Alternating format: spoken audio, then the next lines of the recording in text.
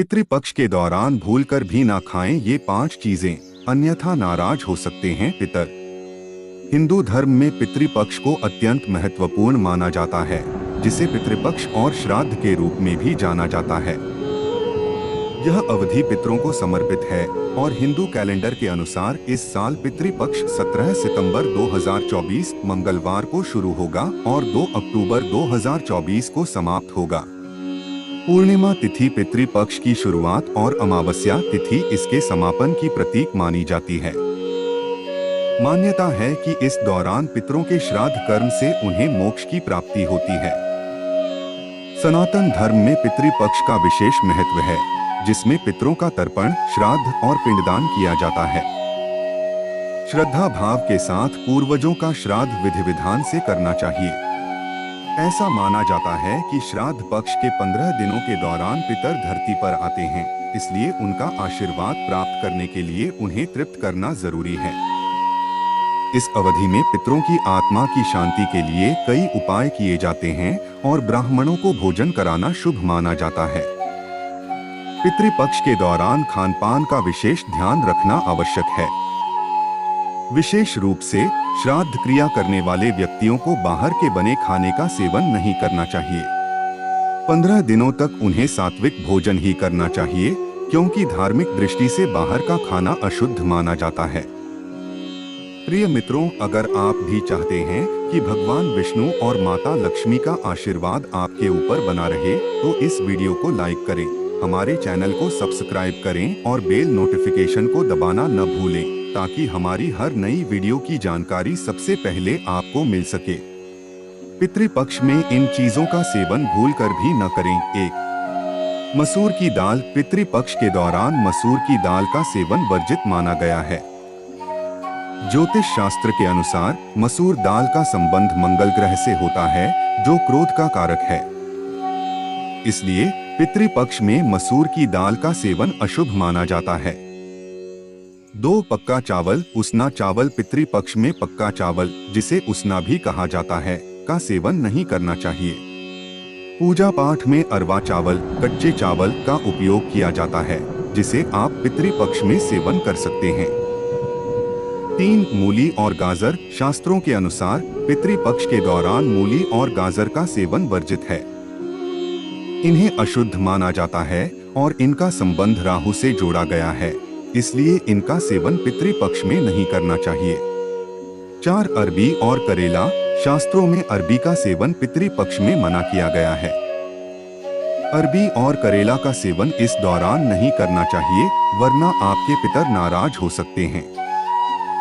5. दूध। पितृपक्ष में दूध का सेवन वर्जित है, लेकिन जिस दिन पितरों का श्राद्ध हो उस दिन आप खीर बना सकते हैं, क्योंकि खीर को पितरों का भोजन माना गया है। 6. लोहे के बर्तन। पितृपक्ष के दौरान किचन में लोहे के बर्तन का उपयोग नहीं करना चाहिए। मान्यता है कि लोहे के बर्तन में खाना बनाने से पितर तृप्त नहीं होते और उनकी आत्मा को शांति नहीं मिलती। पितृपक्ष में इन कार्यों से बचें। 1. मांगलिक कार्य और नया सामान न खरीदे। पितृपक्ष में विवाह, गृह प्रवेश या किसी भी प्रकार के मांगलिक कार्य नहीं करने चाहिए। इसके साथ ही इस समय कोई नया सामान खरीदना भी अशुभ माना जाता है।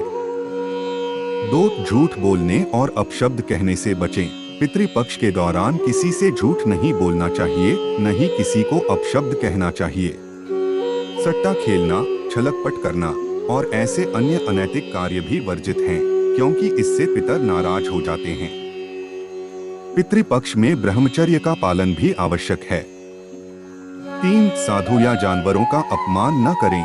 यदि आपके दरवाजे पर कोई साधु, जानवर, गाय, कुत्ता या भिखारी आता है, तो उनका अपमान नहीं करना चाहिए। इनके अपमान से आपके पितर नाराज हो सकते हैं। 4. बाल, नाखून और दाढ़ी न कटवाएं।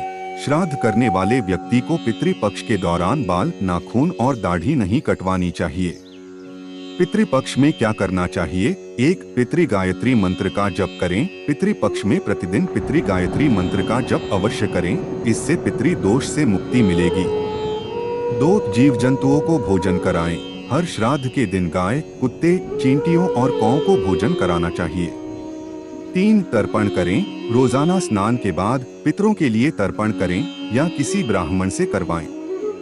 इससे पितरों की आत्माएं तृप्त होती हैं और उनका आशीर्वाद मिलता है। 4 दीपक जलाएं। शाम के समय दक्षिण मुखी लौ के साथ सरसों के तेल या गाय के घी का दीपक जलाएं। 5 पितरों के लिए भोजन। जो भी भोजन पितरों के लिए रखा गया हो उसे बाद में गाय, कुत्ते आदि को खिलाएं। मान्यता है कि इनके माध्यम से यह भोजन पितरों तक पहुंचता है। 6 ब्राह्मणों और गरीबों को भोजन कराएं। हर श्राद्ध के दिन यथाशक्ति ब्राह्मणों या गरीबों को भोजन कराएं और दक्षिणा देकर आशीर्वाद प्राप्त करें।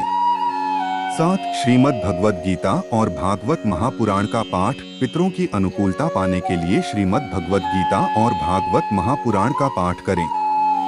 8 ब्रह्मा गायत्री मंत्र का जप करें। पितरों की कृपा पाने के लिए ब्रह्मा गायत्री मंत्र का अनुष्ठान करें। 9 पितृ सूक्त का पाठ करें। प्रतिदिन पितृ सूक्त और पितृ गायत्री का संपुट लगाकर पाठ करें। वैसे 11,000 पाठ करने से अनुष्ठान की पूर्णता होती है। 10 शादीशुदा व्यक्ति। यदि कोई शादीशुदा व्यक्ति श्राद्ध कर रहा है तो उसकी पत्नी का साथ होना भी आवश्यक है। तर्पण के लिए काले तिल। श्राद्ध के दौरान तर्पण के लिए काले तिल का प्रयोग किया जाता है। इस दौरान लाल या सफेद तिल का उपयोग नहीं करना चाहिए। यहाँ तर्पण करने की सरल विधि बताई गई है। पितृ तर्पण विधि। 1 सामग्री एकत्र करें। 1 साफ पात्र, तांबे या पीतल का, जल भरने के लिए। काला तिल, कुशा, पवित्र घास और जनेऊ। पितरों को अर्पित करने के लिए जौ, चावल, फूल और दूध। यदि उपलब्ध हो तो पवित्र स्थान पर बैठने के लिए कुशा की चटाई। तर्पण के लिए दक्षिणाभिमुख, दक्षिण की ओर मुख बैठें। 2 तर्पण का संकल्प लें। सबसे पहले स्नान कर स्वच्छ वस्त्र धारण करें और शांत मन से भगवान और पितरों का ध्यान करें। पवित्र स्थान पर बैठकर जल से संकल्प लें कि आप अपने पितरों की तृप्ति और शांति के लिए तर्पण कर रहे हैं। इस दौरान जनेऊ को दाहिने कंधे से लटकाकर पहने, जिसे प्राचीनावीति कहा जाता है। 3 जल और तिल अर्पण करें। तांबे या पीतल के पात्र में जल भरें और उसमें थोड़ा सा काला तिल डालें। फिर निम्नलिखित क्रम से जल अर्पित करें। जल को अपने हाथ में लें और पितरों को समर्पित करें।